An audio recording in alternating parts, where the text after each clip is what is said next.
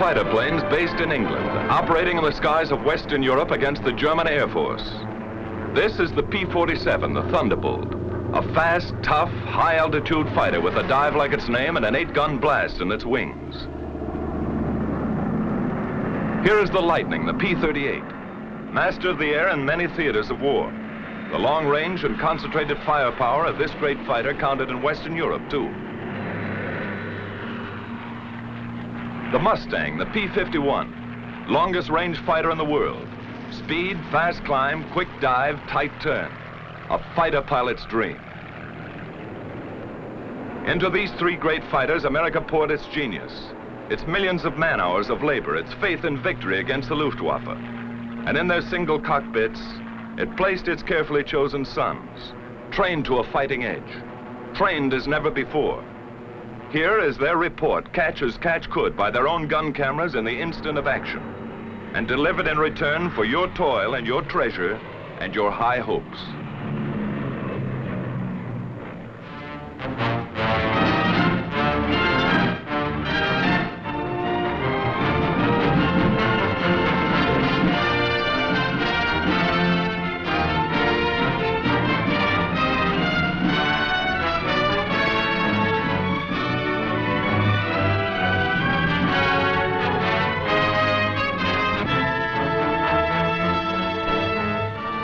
This is a Thunderbolt base in East Anglia on the east coast of England. One of many such bases from which our fighter planes swarmed up into the far red yonder of battle to the east. Their main job, although they struck many other blows, was to escort and protect our heavy 4-engine bombers, the big friends, against the Focke-Wulf 190s, the ME 109s, and the enemy's rocket-lobbing twin engines, Ju-88s, ME 210s, 410s, and others. To attack them whenever, wherever, and in whatever strength they appeared. Our direct challenge for control of the air. Trucks bring the pilots from the field to the squadron dispersal hut for intelligence interrogation after the mission. Coffee and sandwiches if they want it. Little action today, just a routine escort. You saw 4 190s on the field. That's right. Harry saw them, too. I think it was this field, Jack, further west. We made the 180 here and flew about 2 minutes on 340. Well, that's about 15 miles south of Hanover. We thought that field was knocked out. They seem like ordinary American boys, but look a little closer. Now they pile in a Jeep and ride to chop. They have Jeeps enough, but they like it this way. They kid a lot, high-spirited. And later they relax and enjoy the not too frequent sunlight. Unless some joker is present, and he usually is.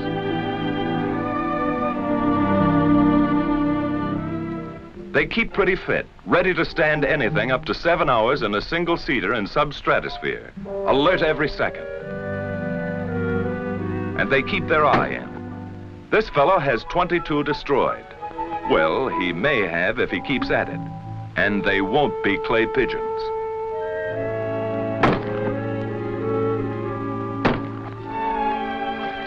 The old swimming hole is the same in England as at home. They had a beautiful summer in England that day.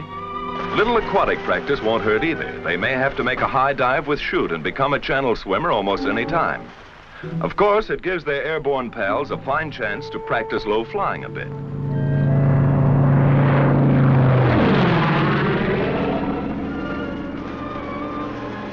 The swimmers take no chances on this buzz job. Maybe they're learning not to get behind the 8 ball here.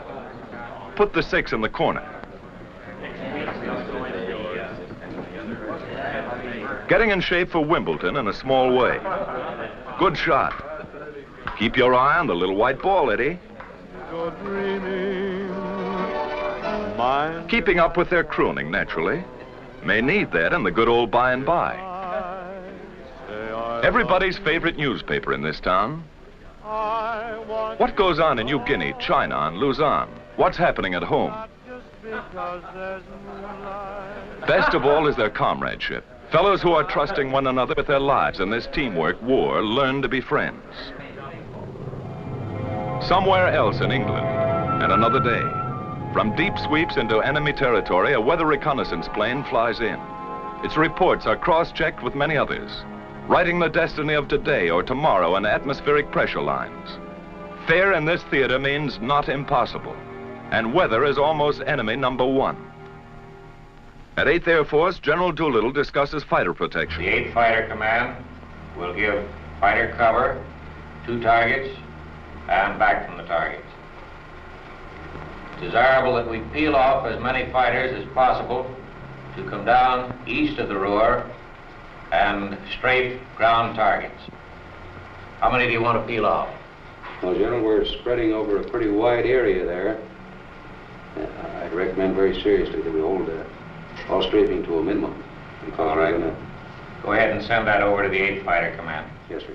The bomber plan, timing, altitudes, forces, course, and targets have reached the combat operations room at Headquarters 8th Fighter Command, Major General Kepner commanding. Now the General and his Chief of Staff, Brigadier General Griswold, come in to inspect and discuss the plan of escort. Colonel Burns, operations, determines what group shall fly. Colonel James decides their disposition.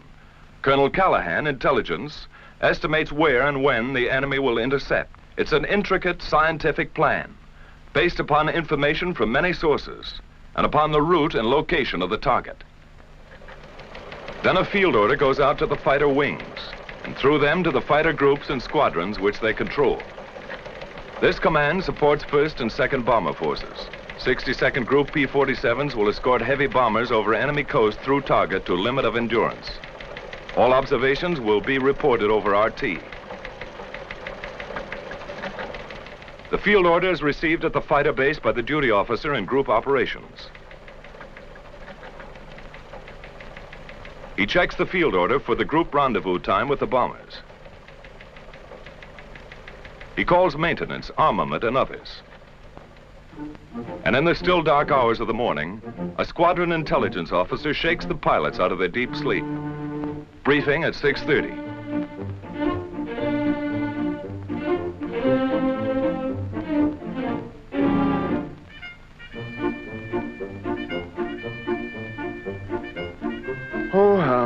Why can't they fight the war at a reasonable hour?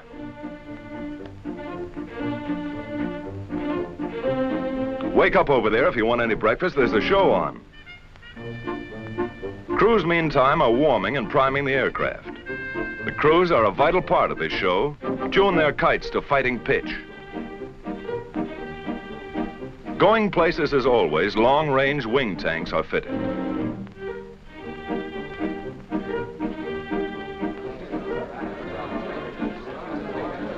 Now briefing and everybody present. The colonel comes in. These fellows are veterans of many missions, so he gives them the essentials without ceremony.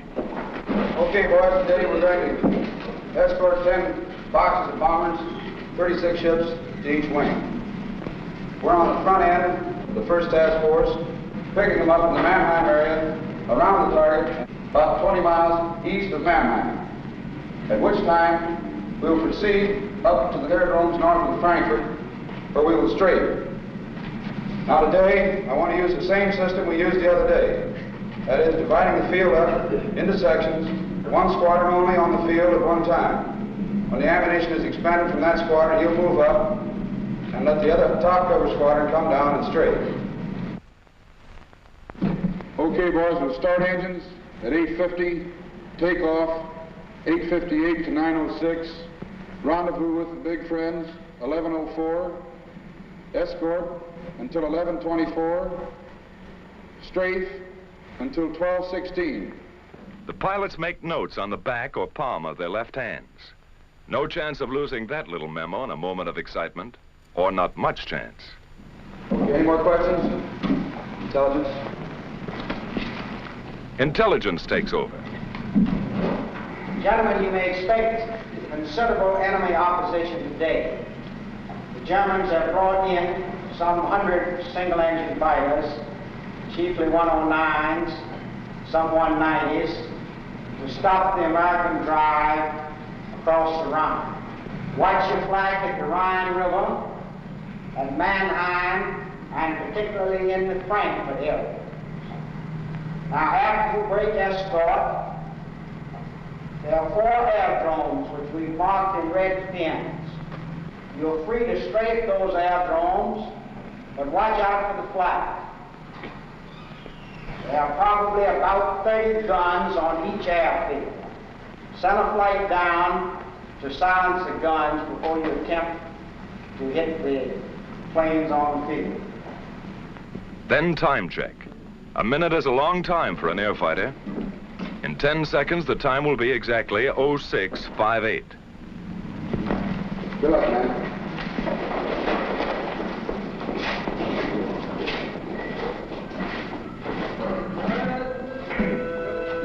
Surprised? These fellows know what's at stake. Each man takes his emergency kit and empties his pockets. A scrap of paper might tell a big story to enemy intelligence if he has to bail out. Last but not least, each pilot picks up his chute and rubber dinghy on the way out. 20 minutes before takeoff time, trucks bring the pilots to their planes. The group leader gives his own flight special instructions. Techniques are proven and fairly standard, but they're rugged individualists, these fighter boys, and each leader has a few ideas of his own. All right, let's get aboard. Helmet is not only for warmth, it holds radio earphones too. Oxygen mask contains the mic. No hands to spare on this one-man kite. Here this pilot will fly and fight in the icy substratosphere or dusting the treetops of Germany for anything from 4 to 7 hours. Oh, my aching back.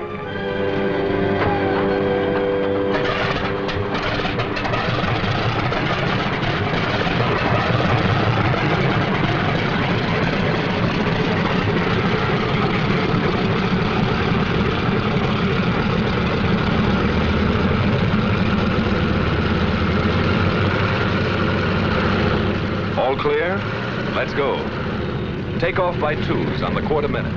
Element leader and his wingman.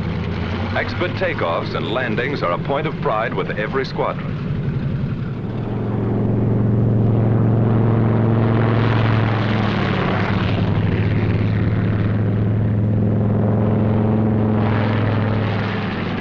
While at other bases, timed to the escort schedule, the P-38s get underway. And at still others, here go the long-range Mustangs to keep their rendezvous with the big friends someplace deep in Germany. Somewhere out there over enemy territory, near or far on the long route as the bombers go out and come home, each of these fighter formations will make rendezvous with them at a certain point on the exact minute. These thunderbolts climb steadily over the channel and into hostile air. They keep fairly close together to prevent wandering and to save gas. That all-important item for the long-range escort fighter. He can't borrow a couple of coupons over Frankfurt or Cologne. Now they open up into battle formation, fairly line abreast. Each pair, leader and wingman, never willingly separated, is a combat element. 4 planes are a flight, 8 a section, 16 a squadron, 3 squadrons a group. All working together because it's teamwork every second or die. Just as simple as that. Close to rendezvous now, and in the distance are the bombers. Advanced formations of the perhaps 100-mile-long armada. The Thunderbolts maneuver for their escort position. Each pilot searches the sky constantly, watching for the main enemy attack which may come near the coast or deep in Germany, or a hit-and-run sneak attack by the enemy's aerial snipers. Red leader to outpost. Bogies at 10 o'clock level. Outpost to red leader. Your bogies look like friendly Spitfires. But these black darts are not friendly. This is red leader. All right, men on the ball. This is it. 109's at 9 o'clock. Yellow leader to outpost. 1-5 Wolf coming in. Outpost to red leader. Can we get them? It's our turn, Chief. Red leader to outpost. White flight drop tanks and attack. Red flight stay up for cover. Yellow flight continue to escort. Red flight gets rid of its long-range wing tanks before the fight. Then down they go. The sneak attackers try to run for it now, but the Thunderbolts are on them.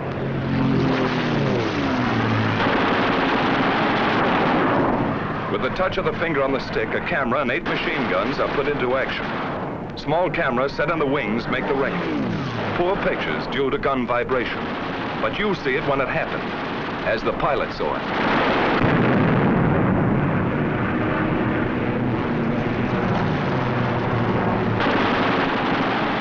armor-piercing incendiary 50 caliber ammunition makes a flash when it strikes, and how it strikes.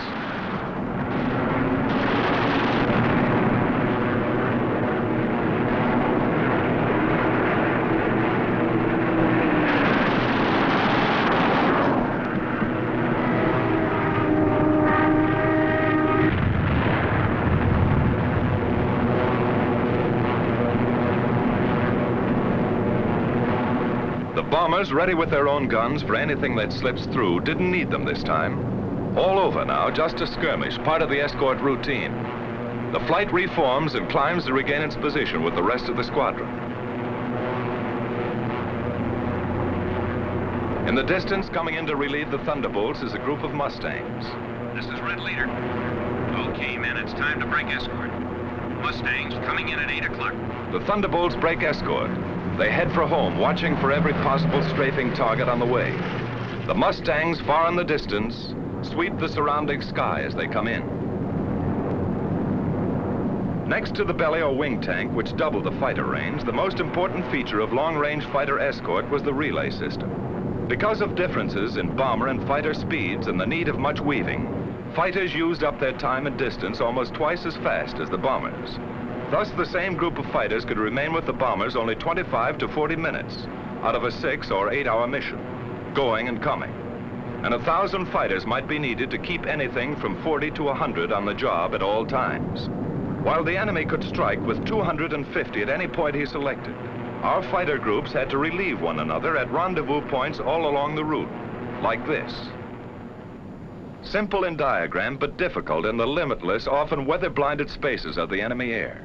It took planning, leadership, and most of all, it took individual fighting skill and courage to match the enemy's tactical advantages. Forewarned an hour and a half by his radar as our bombers gained altitude over England, he had plenty of time to mass his fighters at his chosen point of attack and to outnumber our escort at anything from 2 to 1 to 10 to 1. This captured film shows how quickly the 109s and the Focke-Wulf 190s got into action. They were as grimly determined to stop these great daylight thrusts into their industrial heart as our bombers and fighters were resolved to press them home to the hilt.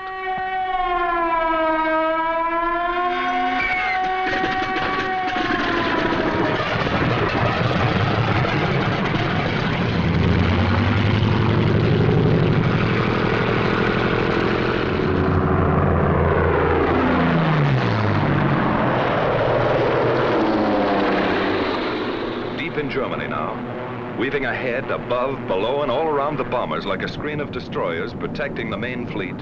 A group of escorting Mustangs watches every corner of the sky. They don't have long to wait.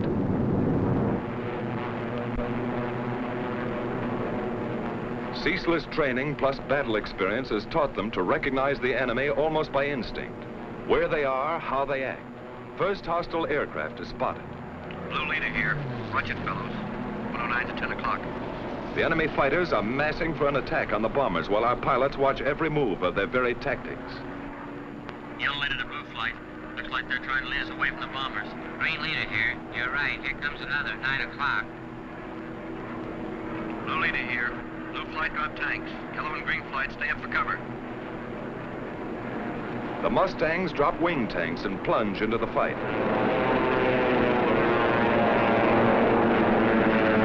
The head-on dive through the fortress's formation is a favorite. So fast sometimes and so many, our fighters cannot head all of them off. The Huns make a sneak attack on our bombers from behind. Some of them get in close, as this captured enemy gun camera film shows, and hammer our bombers with their 20 millimeters. It's punishing, but they shall pay. The Mustangs are in the thick of it, and the battle ranges all over the sky as other formations join in.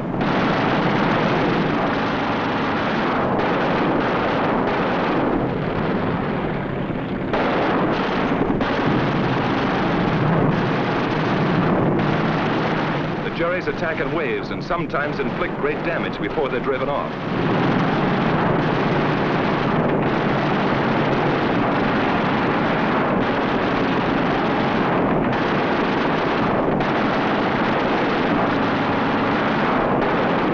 The B-17 catches fire and goes down in flames. The German pilots are determined. So are ours. to the death.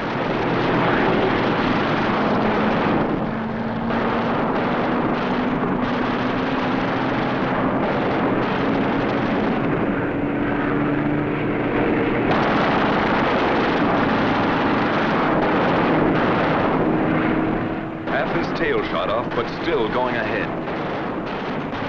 And still they come.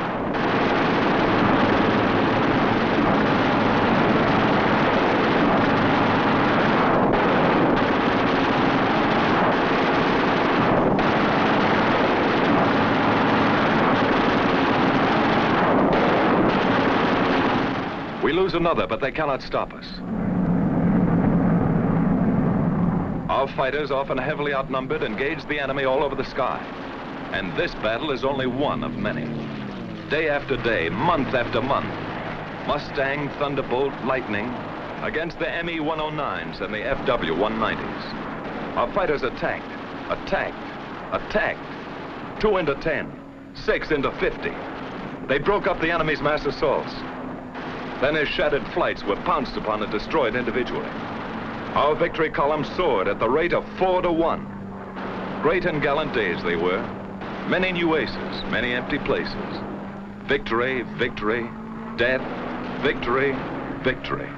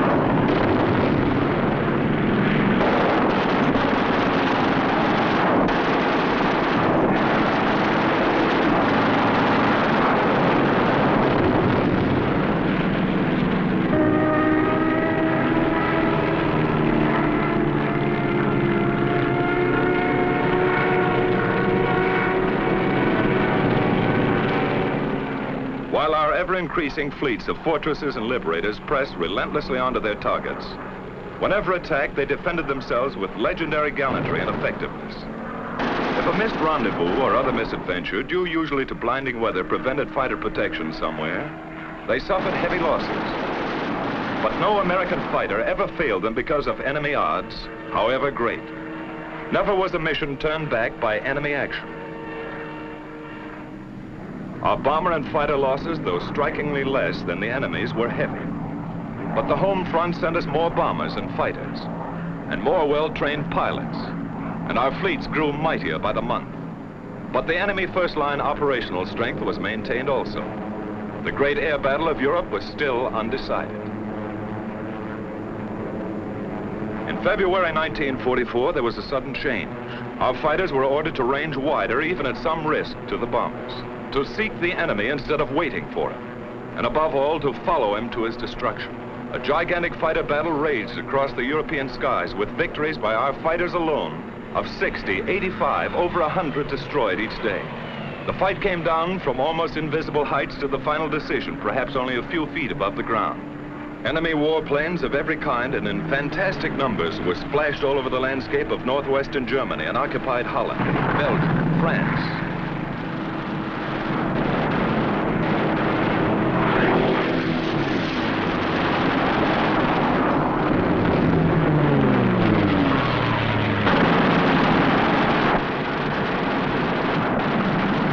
Watch this 190 hit the dust.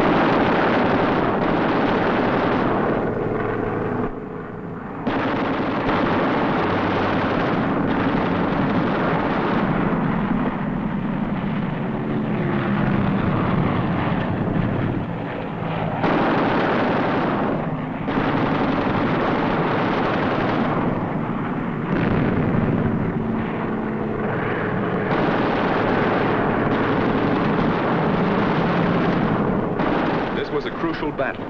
Both sides aware of the coming events and air domination itself at stake. Once again, a better cause, better planning and leadership, better equipment, and beyond everything else, the know-how valor of our fighter pilots gave us victory. Only this time it was decisive. So many of his aircraft exploded over his own forests and housetops, or were driven, flaming wrecks, into the ground. So many of his famous fighter leaders met death at the hands of some grimly determined boy from Illinois, or Wyoming, or wherever, that his morale was shattered. His defense plan was smashed. The Luftwaffe cried, "Enough."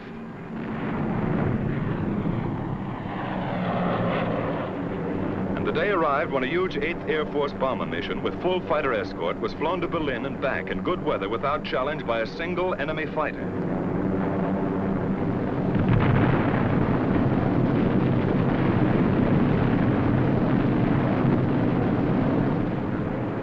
Quickly now, our long-range escort fighters seized their opportunity. Since the enemy did not come up to fight, down they went to blast his planes to pieces and burn them on his own aerodromes all over Western Europe and the very heart of Germany. It was the most savage and devastating fighter ground attack on record. Returning from unchallenged escort duty and on many special missions, they burned his aircraft by hundreds, harried him from one airfield to another, forced on him a degree of dispersal ruinous to his efficiency. His frequently intense light flak, sheets of machine gun fire from flak towers and ground installation caused losses, heavy ones, 4 times as many as the same number of fighters would sustain in aerial combat. These are the films of the victors, and they do not show the cost. But our fighters never flinched, and by their fine courage, facing destruction in single-engine planes only a few feet above the ground, 500 miles from their bases, they smashed the heavily concentrated front-line operational strength of the German Air Force forever.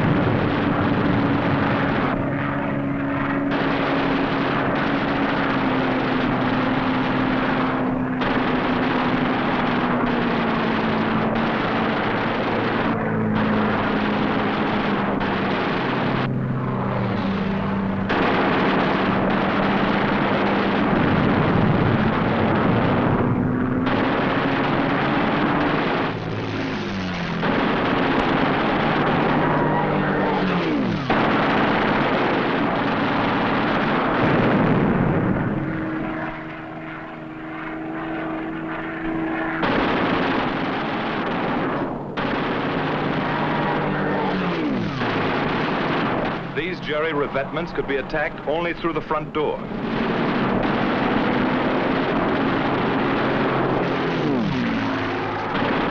These These copied Allied Invasion Day stripes failed to deceive our pilots.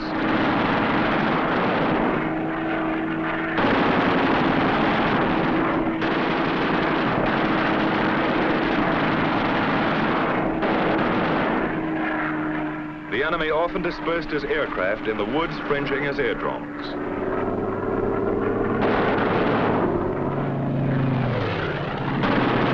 Always open season on this kind of sitting duck.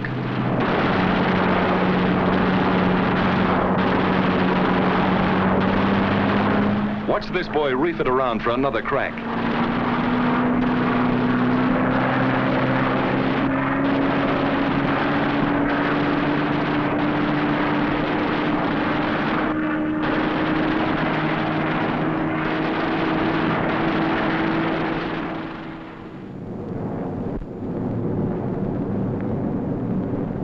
Steady, relentless bombing of Germany went on without ceasing. Against the enemy's occasional desperate efforts to intercept, we maintained fighter escort every step of the way.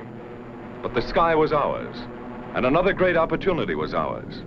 His teeming, widespread, intricate transportation system. Feeding and supplying the great armies which he counted upon to throw our invasion forces back into the sea. Then something happened.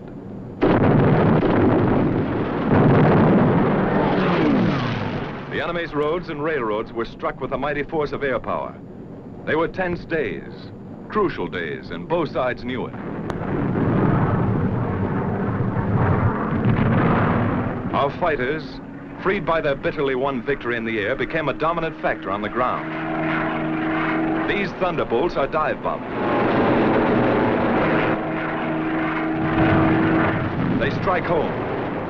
But by far the greatest, the almost paralyzing destruction they inflicted was by the burning, hard-hitting fire of their 50 caliber guns. They exploded locomotives by the thousand and burned freight cars in uncounted numbers. No train in daylight hours was safe. No marshalling yard a haven. The enemy's desperately needed rail transport system was shattered all over the map.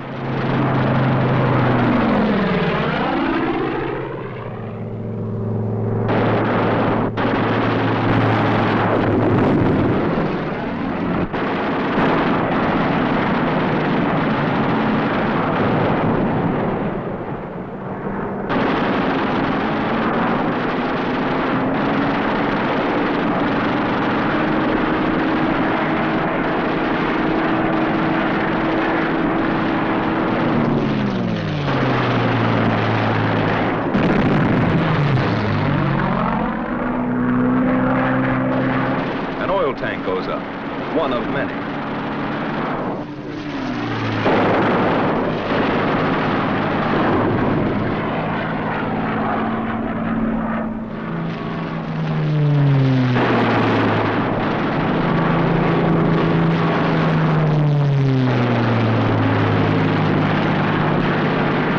No mistaking gasoline when you hit it.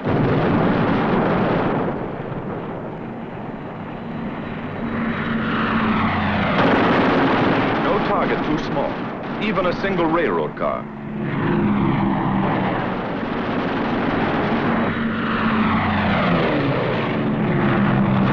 The Hun tried to hide his trains in the woods, but it did not save them.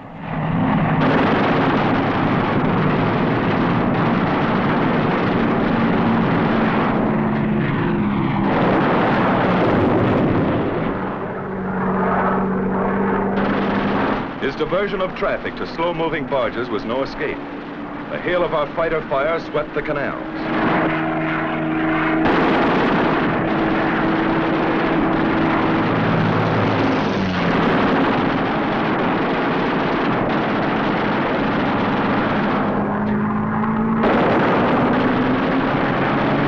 Flak towers like these cause us lots of damage. They took plenty in return. Radio and radar stations came in for a special beating. Flak and machine gun defense was forced upon the enemy wherever he hoped to move. It was intense. Watch these bursts of light flak. Much of it our skillful pilots knew how to avoid. Some of it cost us grievous losses. None of it turned us aside.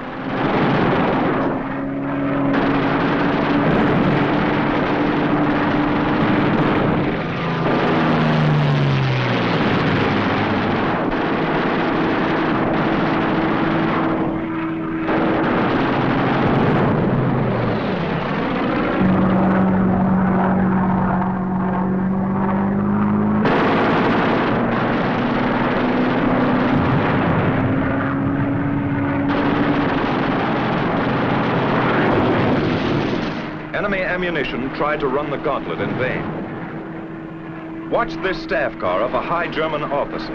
Was it Rommel? Could be. At the same time came such a scourge of road traffic as never before known.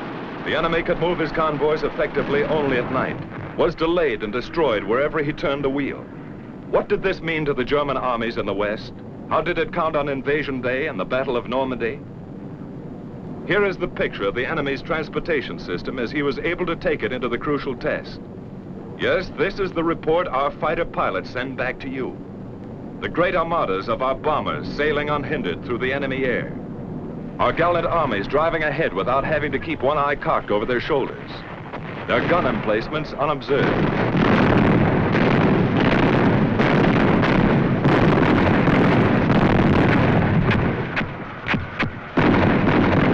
Everywhere above the mighty battle was and is the flash of American fighters. The Thunderbolt, the Lightning, the Mustang. The Germans see them deep in their own sky and cringe. Our men see them above the grim fight and cheer. There are remembered names in the mess halls. Major Gerald Johnson, a crack shot. Major Goodson, gallant fighter. Major Dwayne Beeson, great tactician. Captain Eugene O'Neill, one of the best. Major Don Gentili ran up a flaming record. Colonel Don Blakesley, great leader of 4th Group. Major Walker Mahurin, one of the first and best of the great aces. Major Bob Johnson in all his victories. Lieutenant Colonel Gabreski, with a great career. And Colonel Hubert Zemke, famous commander of 56. A score of victories or more on the records of them all. Duncan, Schilling, Pretty, and many, many others. But this is not the story of our heroes. It belongs to all our gallant fighter pilots who in the decisive hour smashed the Luftwaffe and gave us freedom of the air.